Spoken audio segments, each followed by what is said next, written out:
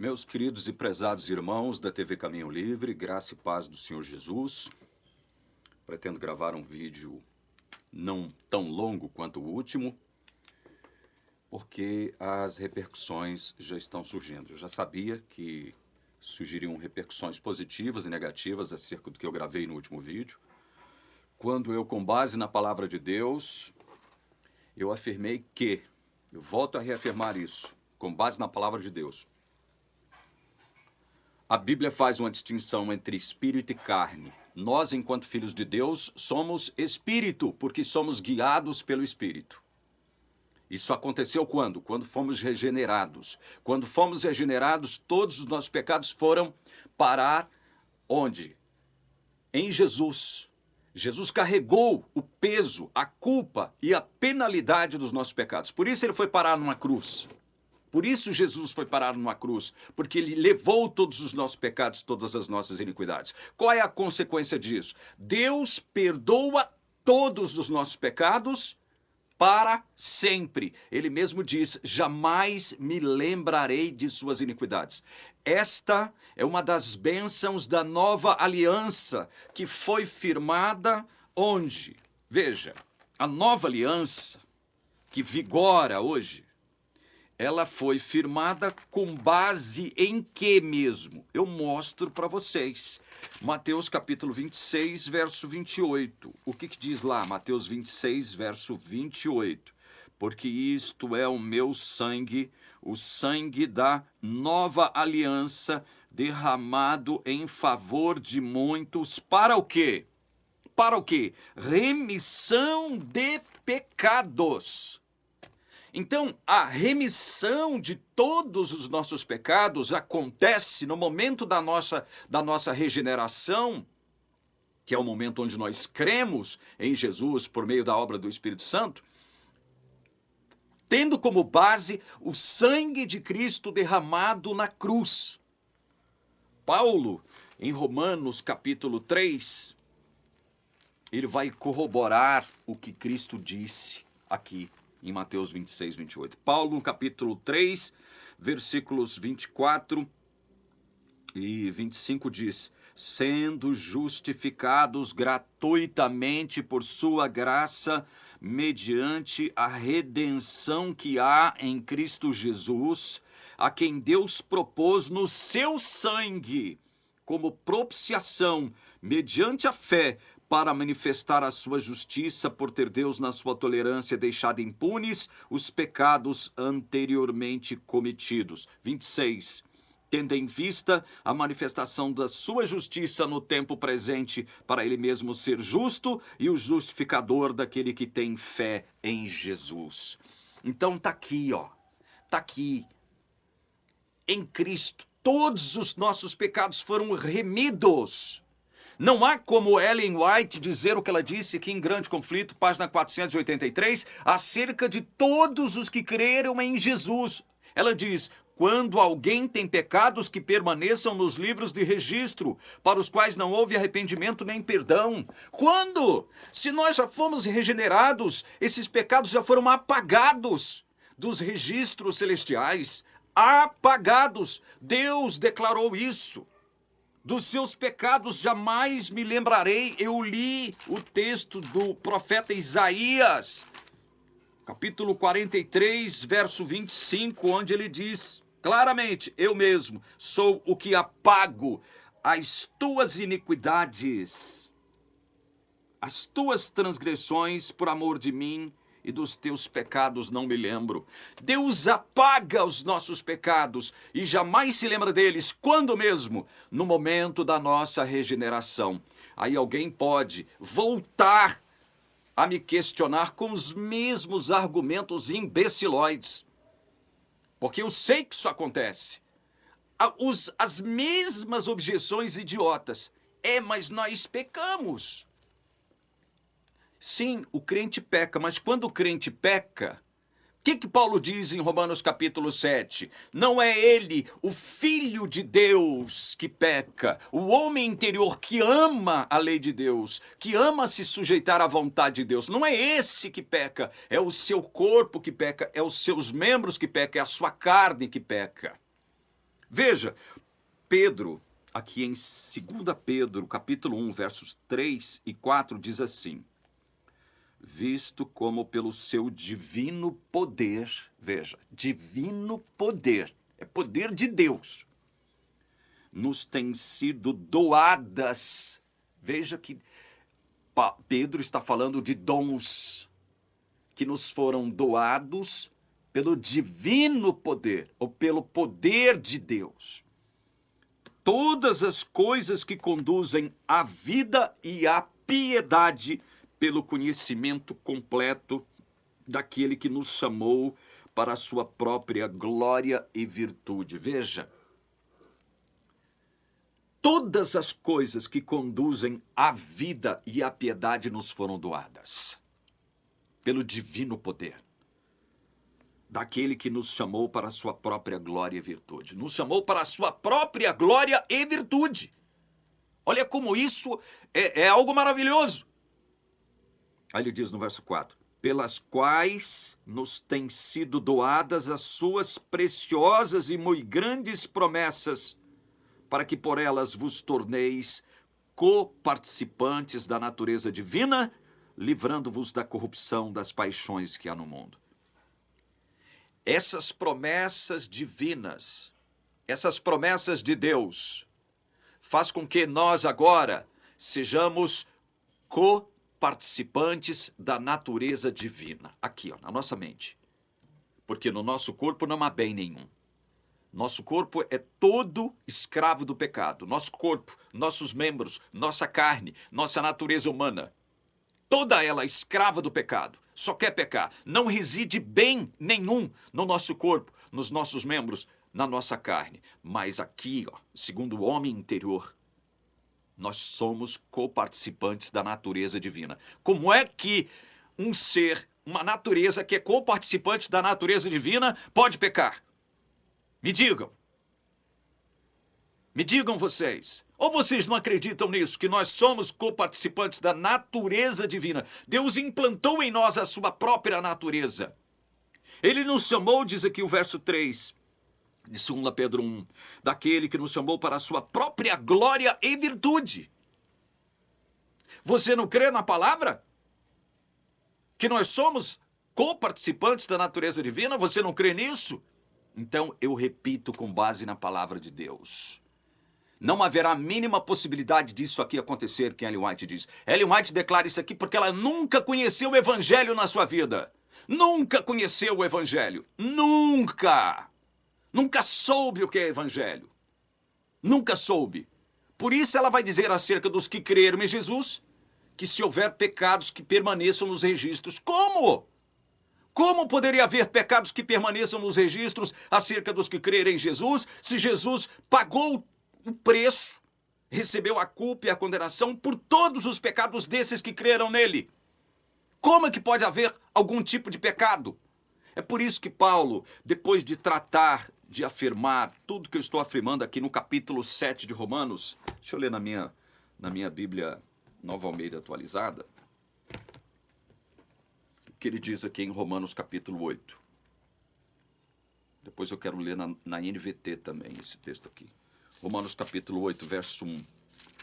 Olha o que ele diz. Depois de ele dizer aqui no verso 25 do capítulo 7, graças a Deus por Jesus Cristo nosso Senhor, de maneira que eu, de mim mesmo, com a mente, sou escravo da lei de Deus. A mente. Isso aqui, ó, segundo a mente, o homem interior, é a nova criatura. É o Filho de Deus, adotado, justificado e glorificado. Como é que um ser justificado e glorificado por Deus pode pecar? Como? Então, segundo a sua mente, ele é escravo da lei de Deus. Que lei é essa? Que lei é essa da qual ele é escravo? Ame o Senhor seu Deus de todo o seu coração, de toda a sua alma, de todo o seu entendimento. E ame ao seu próximo como a si mesmo. Essa é a lei. Ele é escravo dessa lei. Sou escravo da lei de Deus. Mas, segundo a carne, ou seja, segundo o corpo, sou escravo da lei do pecado. O seu corpo é escravo da lei do pecado, porque no seu corpo não habita bem nenhum. Aí o que ele diz aqui em Romanos 8:1? Agora, pois, já não existe nenhuma condenação para os que estão em Cristo Jesus. Tá vendo? Não há nenhuma condenação mais. Portanto, Ellen White está errada em escrever isso aqui. Ela escreve isso aqui porque ela nunca entendeu o que é evangelho. Nunca entendeu. E eu pontuei no final do meu último vídeo algo que é grave. Ellen White diz que muitos crentes terão seus nomes apagados do livro da vida. Aí eu vou no Apocalipse 13:8 e descubro que quem vai adorar a besta agora nos últimos dias? Todos os habitantes da terra que nunca tiveram seus nomes inscritos no livro da vida. Nunca. Ou seja, nunca foram filhos de Deus. Deus nunca os reconheceu como seus filhos. Nunca, em momento nenhum. Nunca tiveram seus nomes inscritos no livro da vida. Nunca foram crentes. Nunca foram crentes. Se foram, veja, olha aqui, deixa eu abrir um parênteses aqui. Nunca foram crentes verdadeiros. Verdadeiros, porque há crentes falsos. Há joio no meio do trigo. Há virgens loucas no meio das sábias. Há árvore má no meio da floresta de árvores boas. Há casa construída sobre areia dentre as que estão construídas sobre a rocha. Então é bom dizer isso. Nunca foram crentes verdadeiros. Se eles nunca foram crentes verdadeiros, seus nomes nunca estiveram no livro da vida. É por isso que Jesus vai dizer para eles lá em Mateus 7, o que ele diz lá em Mateus 7, né? Diante das objeções que esses falsos crentes fazem a ele.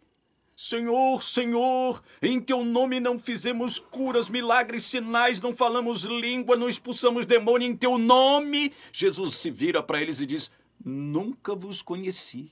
Eu nunca conheci vocês. Quem são vocês? Afastai-vos de mim, vocês que praticais a iniquidade. Então, se Apocalipse diz que os adoradores da besta nunca tiveram seus nomes inscritos no livro da vida, como é que esses, a quem Ellen White atribui aqui justamente isso, eles foram crentes em Jesus um dia, mas segundo Ellen White, porque tiveram pecados que permaneceram nos registros celestiais, para os quais não houve arrependimento nem perdão. Arrependimento é dom de Deus. Sabe por que Esaú não se arrependeu? Porque não recebeu esse dom de Deus. Ele não recebeu esse dom de Deus, do arrependimento. Por isso ele não se arrependeu. Teve remorso apenas. Aí uma irmãzinha escreveu aqui, o que ontem eu não citei no meu último vídeo, Judas do mesmo modo. Vocês acham que Judas se arrependeu? Teve remorso, sentiu tristeza segundo o mundo, por ter traído um homem justo, puro, inocente, que era Cristo. Nunca se arrependeu. Deus não deu o dom do arrependimento nem para Esaú, nem para Judas, e nem para Saul lá atrás. Nunca receberam o dom do arrependimento. Arrependimento é dom. Olha, na vida dos que verdadeiramente creram em Jesus, jamais haverá qualquer mancha de pecado. Por quê? Porque Jesus tomou esses pecados para si. Assumiu a culpa e a condenação por todos os pecados de todos aqueles que creram nele. É por isso que Ellen White está o quê? Falando daquilo que não conhece, daquilo que não sabe. Isto aqui é uma mentira. Isto aqui é uma mentira. Isto aqui que está escrito no Grande Conflito é uma mentira. Eu pergunto então, a Bíblia diz que quem vai adorar a besta nunca teve seus nomes inscritos no livro da vida. Mas Ellen White diz que muitos crentes em Jesus terão seus nomes omitidos do livro da vida. Eu pergunto, de que lado esses aqui, a quem Ellen White se refere como tendo seus nomes apagados do livro da vida, ficarão? De que lado eles ficarão? Do lado de Deus? Claro que não. Se os nomes foram apagados do livro da vida, vão ficar então do lado da besta? Claro que não, porque quem vai ficar do lado da besta nunca teve seus nomes inscritos no livro da vida. Então eles vão ficar numa espécie de limbo. Deus tem que criar um limbo, né, para encaixar isso que Ellen White está dizendo contra a palavra de Deus, contra o Evangelho, contra a graça de Cristo. Estou sendo veemente, sim. Estou quase gritando aqui nos seus ouvidos, ferindo a sua sensibilidadezinha. Por quê? Porque isto é grave, isto é sério. Por isso é que Paulo vai dizer aqui em Romanos 8:1, agora, pois, já não existe nenhuma condenação. É porque eu sou santinho? O meu corpo não peca? Não, o meu corpo peca. Ele está falando justamente o contrário aqui antes, do capítulo 7. Mas não há nenhuma condenação, por quê? Porque eu não estou, eu enquanto filho de Deus, estou em Jesus, em Jesus. Estou unido com Cristo. É uma união mística, espiritual. Estou com Cristo. Olha, se eu estou com Cristo, como é que Deus pode me condenar? Alguém pode dizer, por conta de seus pecados. Não sou eu, filho de Deus, que cometo. Paulo deixa claro isso em Romanos 7, 17 e 20. Já não sou eu que peco, mas o pecado que habita em mim. Então não posso ser responsabilizado diante de Deus pelos pecados que o meu corpo comete. Por que não? Por que não? É o meu corpo que comete esses pecados. E todos esses pecados já foram colocados na conta de Jesus. Jesus, quando morre, já pagou por eles. Recebeu a culpa e a condenação por eles. Por isso é que ele está lá no céu intercedendo por nós. É por isso que o escritor de Hebreus diz que Jesus, Hebreus 7, 25, vive sempre para interceder por nós. Ele é sumo sacerdote segundo a ordem de Melquisedeque. Ele está a nosso favor. Por isso que Paulo vai dizer aqui em Romanos capítulo 8, verso 31, ele diz assim, que diremos então à vista destas coisas? Estas coisas que eu estou dizendo para vocês. Se Deus é por nós, quem será contra nós? Quem será contra nós? Quem? Deus já manifestou-se em nosso favor. Ou você não crê na palavra, irmão ou irmã? Você quer me condenar? É você que quer me condenar? Aí Paulo continua aqui em Romanos 8, a partir do verso 31, dizendo o seguinte, olha. Aquele que não poupou o seu próprio filho, mas por todos nós o entregou, será que não nos dará graciosamente com ele todas as coisas? Se Jesus já nos deu, ou se Deus já nos deu aquilo que de mais precioso ele possuía, que era seu filho, será que ele vai negar alguma coisa pra gente? Nós já somos seus filhos, já fomos adotados. Mesmo sabendo quem nós éramos e que pecados nós cometeríamos, ele nos escolheu na eternidade. Como é que ele se posicionou a nosso favor? Como é que ele pode ser contra agora? Porque meu corpo comete pecados? Ora, é o meu corpo que comete pecados. Jesus já pagou por todos esses pecados. Já pagou. O preço foi pago. Ou você não acredita nisso, irmão? E ele apagou todos esses pecados do nosso livro, do nosso registro. Todos esses pecados foram apagados. E ele promete, sob a égide da nova aliança, jamais me lembrarei de seus pecados. Seus pecados estão nas profundezas do mar. Miqueias 7:19. Hebreus 10:17 ou 8:12. Você não acredita na palavra não, meu irmão? O problema é seu. O problema é seu, então. Se você não acredita na palavra, o problema é seu. Romanos 8:33. Quem tentará acusação contra os eleitos de Deus? Quem? Porque quem é que fica nos acusando? Os eleitos de Deus. Quem é que nos acusa? O diabo. O diabo e toda a sua trupe. Nos acusa por quê mesmo? Porque o nosso corpo comete pecados. O nosso corpo. Eu, enquanto filho de Deus, não peco mais. Não peco mais. E não há a mínima possibilidade de Deus me condenar por causa dos meus pecados. Por quê? Porque ele criou, ele concebeu um negócio chamado graça para resolver os problemas do meu pecado. Então quer dizer que os meus pecados têm o poder de anular a graça de Deus? Vocês estão brincando, né? Vocês estão brincando de cristianismo, não é verdade? Vocês, adventistas, embrutecidos, emburrecidos, eu estou me dirigindo a vocês, os embrutecidos, os emburrecidos, os ignorantes, os imbeciloides, os defensores da instituição, os santarrões que insistem em me criticar aqui. Porque, segundo eles, eu falei algo absurdo, diabólico. Então vocês não creem na palavra, né? Seus embrutecidos, emburrecidos e ignorantes. Defensores de uma instituição corrupta, mentirosa, desonesta. Essa instituição a qual vocês pertencem é corrupta, mentirosa e desonesta. Tem uma teologia hiper mega defeituosa, antibíblica, antievangélica, antigraça.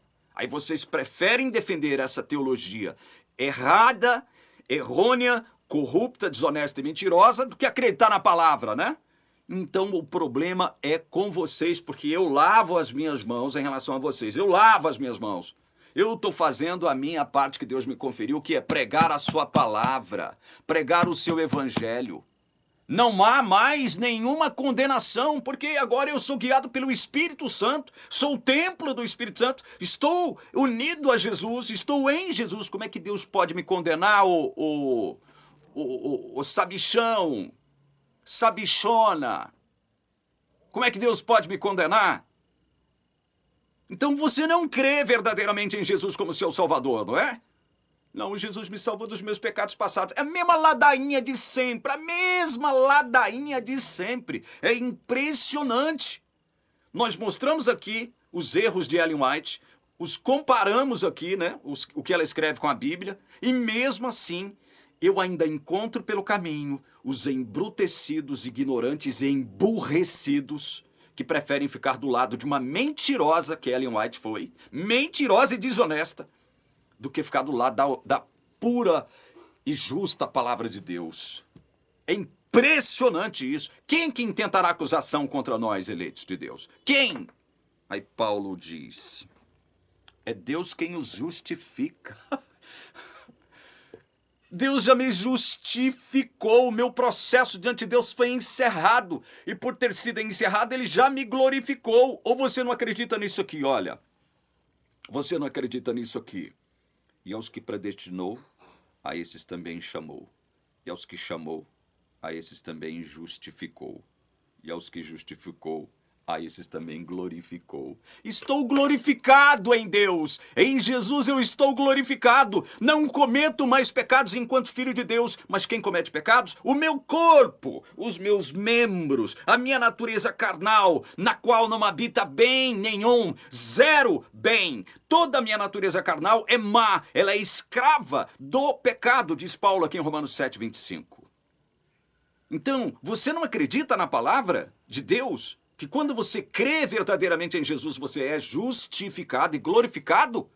Não há mais condenação sobre você. Ninguém tem o direito de te condenar mais.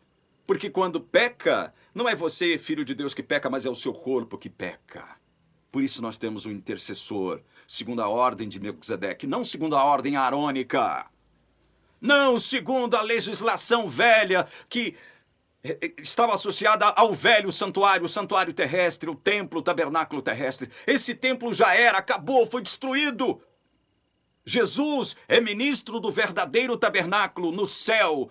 Ele é sumo sacerdote segundo a ordem de Melquisedeque. Ele vive sempre para interceder por você. Sempre, é sempre, irmão. Quando é que você vai aprender isso? Não há mais condenação. Jesus não está lá rejeitando nomes como essa mentirosa e desonesta que diz, ó. Ela diz isso aqui, ó. Aceitam-se nomes, rejeitam-se nomes. É mentirosa essa mulher. Desonesta, mentirosa. Quando é que você vai crer na Bíblia, irmão? Quando é que você vai crer na Bíblia?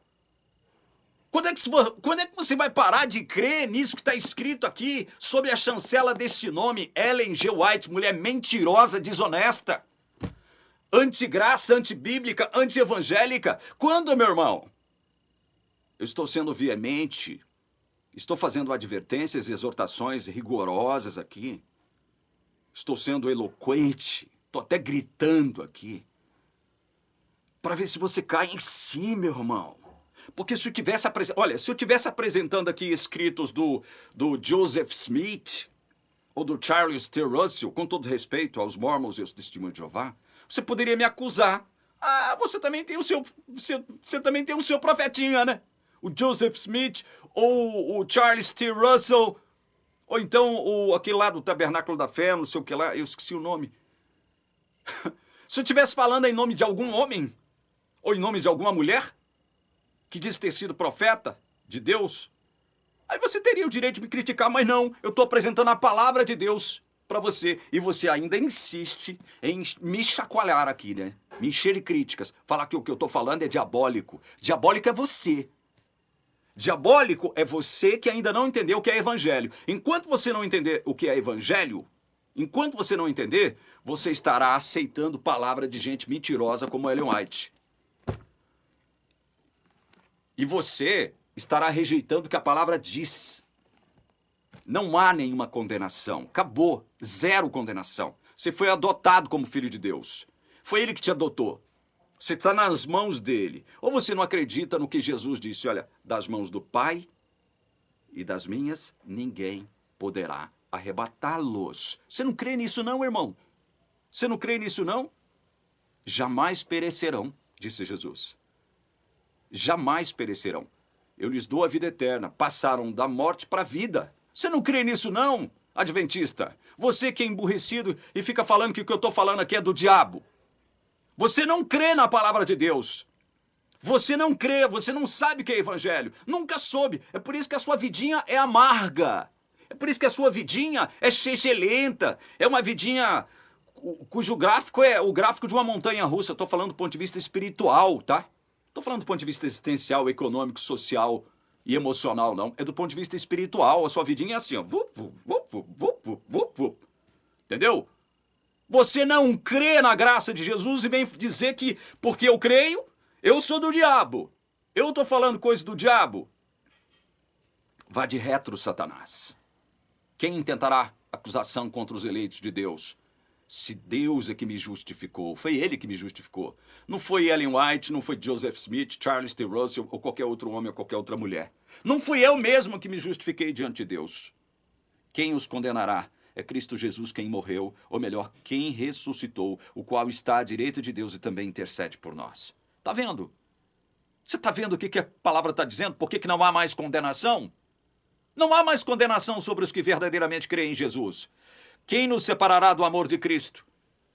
Quem é que pode nos separar do amor de Cristo? Tribulação, angústia, perseguição, fome, nudez, perigo, espada. Em todas estas coisas, porém, somos mais que vencedores por meio daquele que nos amou.